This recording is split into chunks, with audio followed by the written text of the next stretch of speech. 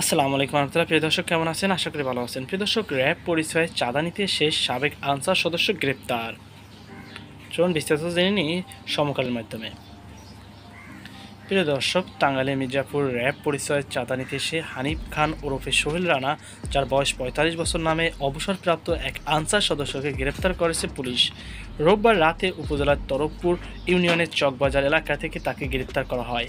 হানিফ বাসাইল উপজেলার হাবলায় উত্তরপাড়া গ্রামের বাসিন্দা।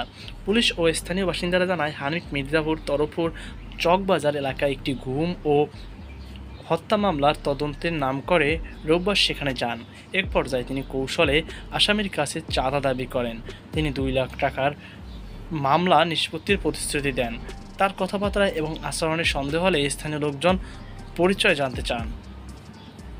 প্রথমে হানিফ নিজেকে টাঙ্গাইল র্যাব ১৪ এর সদস্য বলে জানালেও পরে অবসরপ্রাপ্ত আনসার সদস্য বলে স্বীকার করে।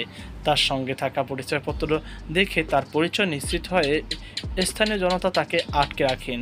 এই খবর এলাকায় ছড়িয়ে পড়লে মানুষের ভিড় জমে যায়। এক এক করে তার অপকর্ম প্রকাশ হতে থাকে। হানিফ আগেও এলাকায় নিজেকে র্যাব, পিবিআই সেনা সদস্য পরিচয় দিয়েছেন বলে জানিয়েছেন। পুলিশের চাকরি দেওয়া, পাওনা টাকা তুলে দেওয়া সহ বিভিন্ন কাজের কথা বলে লাখ লাখ টাকা হাতিয়ে নিয়েছেন বলে জানান ভুক্তভোগীরা। খবর পেয়ে পুলিশ এসে তাকে গ্রেপ্তার করে।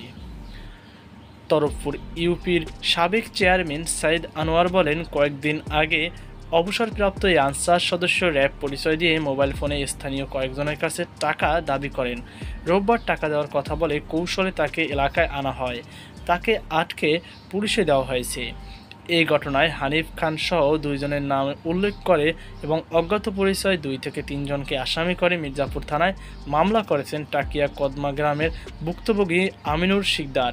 মির্জাপুর থানার ওসি মোহাম্মদ মোশাররফ হোসেন বলেন, জনতার হাতে আটক র্যাব সদস্য পরিচয় দেওয়া হানিফের বিরুদ্ধে অভিযোগ সত্যতা পাওয়া তাকে গ্রেপ্তার করা হয়। সোমবার তাকে আদালতের মাধ্যমে কারাগারে পাঠানো হয়েছে। তো প্রিয় দর্শক, এই ছিল আমাদের সর্বশেষ আপডেট। সকল বার্তা আজকে পর্যন্ত। আল্লাহ হাফেজ।